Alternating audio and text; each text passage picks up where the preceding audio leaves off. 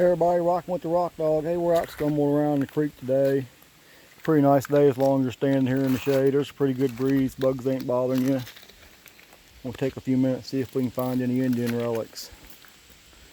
We're off the major creek, not too far off one of the local rivers around here, and then just on the other side of that river, on that bluff over there, the Great Plains start for like hundreds and hundreds of square miles. So this is a good area. This is where everybody camped at, on the peripheral of all that grassland that just starts about 2 miles from here and goes for hundreds of square miles. We're just off the side of the road on an old bridge.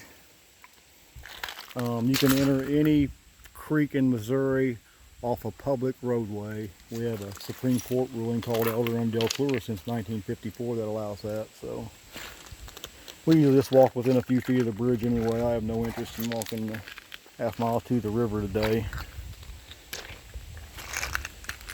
But usually these bridges stop a lot of nice old relics and tools. Mostly tools, old handheld paleo tools is what we find lots and lots of around here because of the buffalo and the mammoths and the giant ground sloths and all that. And this is just cut out of a farm field up here, so this is always a good spot to look because it's, see that nice deep cut there that's never been there? That's where your paleo stuff will come out of the ground at about 36 inches. You're not going to find too much of it walking in a farmer's field where he's only plowing 8-10 inches deep, and plus nobody plows anymore anyway, so it'll be there until it gets a rut in it and then gets washed into a creek like this, and maybe somebody will come along before it's broke.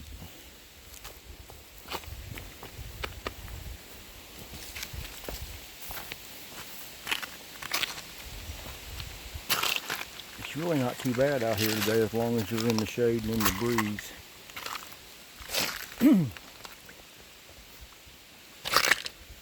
Another good reason a lot of things get stopped at the bridge, you know, it restricts the water flow. That's all down to bedrock up there, so that's moving really, really fast. It hits this bridge. If there's too much water for it to come through, it swirls around. The arrowheads and relics get to flying around in them because they're usually flat, and they'll wedge over or just drop right out of the water column, and then you can pick them up pretty easily if you know what you're looking for.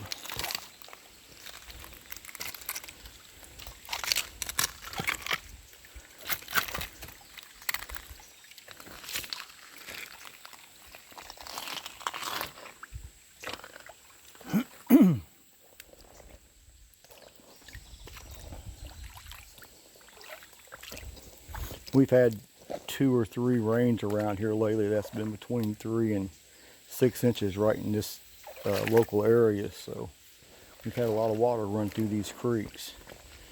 And when that happens, it could be like a really nice point laying right out in the open like that. Really easy to see, so we're going to look around for that for just a minute, and then we'll maybe walk up one of these side hills there, because there's a cut right by the road. And everything that comes off of this hill goes into this cut right here, and things like that are real easy to find too a lot of times, because everything off that hill is going to be at the bottom of there. If it doesn't get in the creek and get lost, it's pretty easy, a lot easier to find over there because it's so much smaller. You just got to come by and look after every rain, because if you don't, that'll be the time something fantastic was there.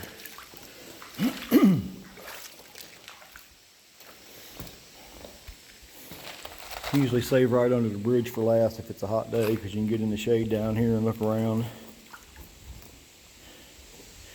There's some minnows in here, but I don't see any crawdads. Not a one. The other creek just a couple of miles from here that I usually go to has got lots of crawdads and chubs, but not these little minnows in it that when they stop swimming they just sink right to the bottom, and are not legal to use for bait, by the way.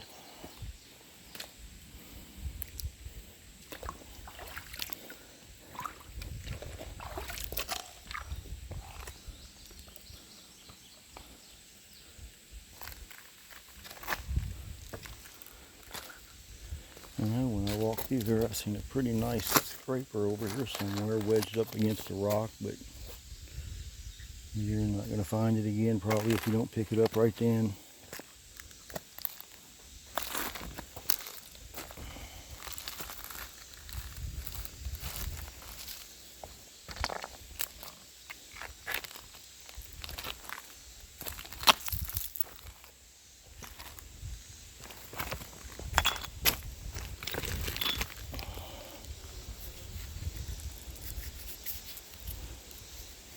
There's a lot of farmers down here too, back a long time ago, farming Native Americans, and we find a lot of digging tools, a lot of ginseng. This would be like the first place you could hope to find ginseng. See, this is a south facing thing, but the river, that's all north facing. That's where all the ginseng will grow, is on a north facing hill. So a lot of ginseng for the next 3 or 4 miles up and down the river here, just a little ways from here. So I'm sure they knew that. Almost looked like something, didn't it? Oh, it's just a long flake knife like that guy in Scandinavia finds. See, they took a flake out there. And it's just like that, but it hasn't been worked. That might be a scraper.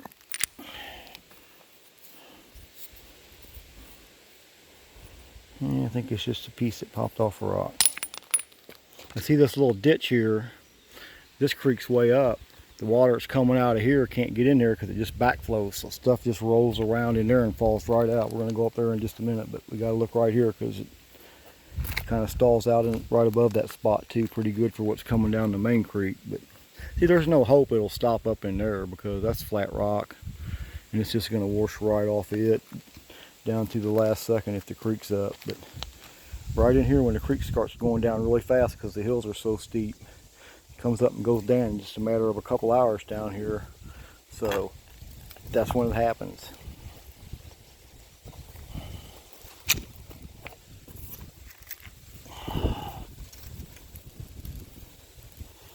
That's a left-handed something. Let me put that in my hand. Just a piece of a flake.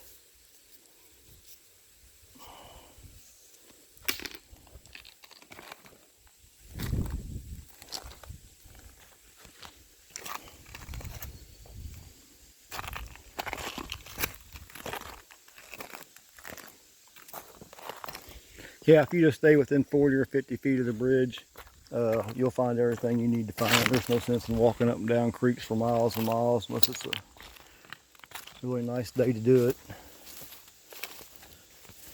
Not really sure I want to walk up this because there might be some chiggers in it. See, this is just a few feet off the road. There's my little truck right up there. A long time ago when the county first started doing the road, I'm sure this was only a foot deep over here, but what runs down this hill is crazy. All right, see how it's getting windy and things are falling off. There's a ledge there where everything drops down 2 or 3 feet and boils that all the time. That'll keep bringing stuff up.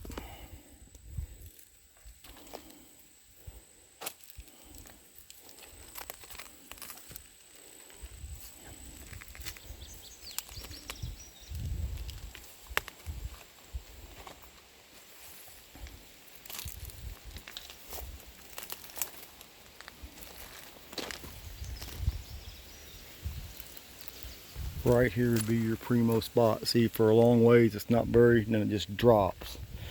Brings all the good flat stuff right up on top.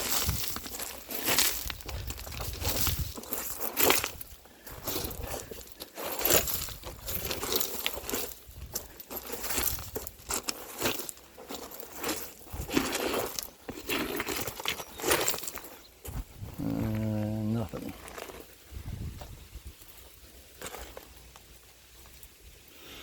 My buddy found like a 6-inch one hanging out of a spot like that somewhere else, Dina.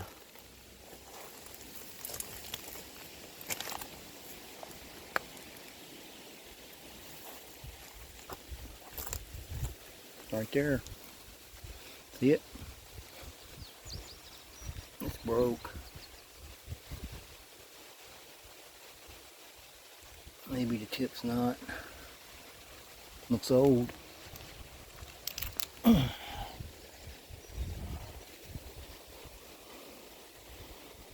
it's fluted. See right there, let me zoom up a little bit. Full power. See that?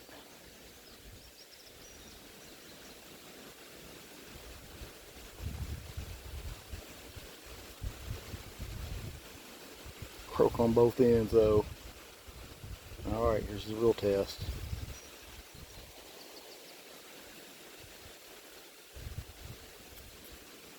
Side to side lateral flaking. That means it's paleo, doesn't it? Look at that. If I can get that just right, it'll show up good. Let me take the zoom down. Yep. All the way across. That was a Clovis.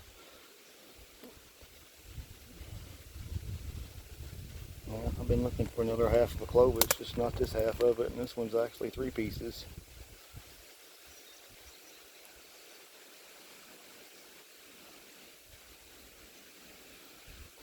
There's your 2 major characteristics of a Clovis piece: fluting on one side, and generally if the other side's not fluted, which I don't think this one was, it's lateral flaking all the way across. You can see it right there where my thumb is. See how that goes all the way across, like they just pushed it off there like cold butter with the edge of a spoon. Yep, look at that. See how that goes just right across there like that? Man, that would have been a masterpiece if it was still there, wouldn't it? We'll come back and look for the other piece of it sometime. I don't think we're going to find it. This was a kill site, so I find a lot of broken ones. I've probably got 8 or 10 broken ones, but I don't think I have the other piece of this one. Man, right there, look how big of a piece they pushed off of that.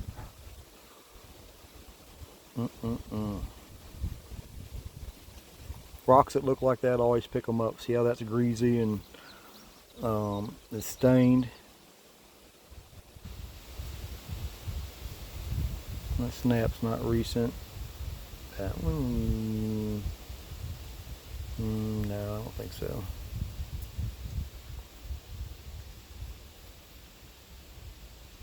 Alright, well, we're going to head back on out. That was something anyway, wasn't it?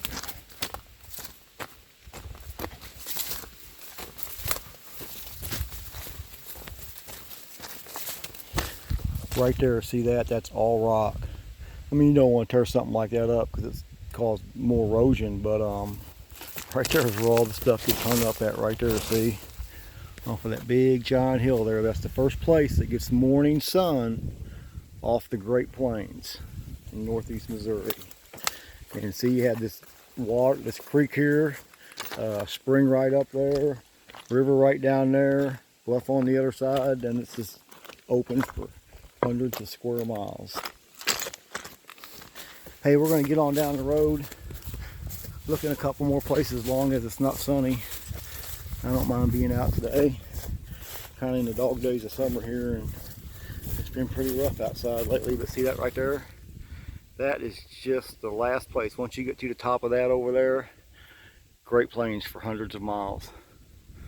This is a spot. I can just imagine how many mammoths, the big buffalo that roam this, and the ground sloths.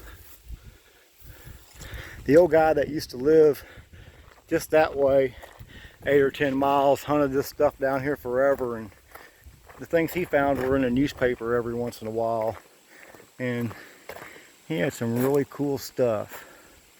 Maybe we'll find some more of it. He owned the tops of the hills and stuff because he owned all the land. I just hunt the creeks where I can get in off the road and right next to the bridge. But it pays off, people. All you gotta do is get out there and look. You keep looking, you're eventually gonna find it. I mean, you're gonna look hundreds of hours to find even a piece of a Clovis like this. If you found a whole Clovis like that was perfect and gonna be that long, if you know what Clovises are, you know what that'd be worth. Hey everybody, thanks for watching. Rock Dog out. Like, share, and subscribe.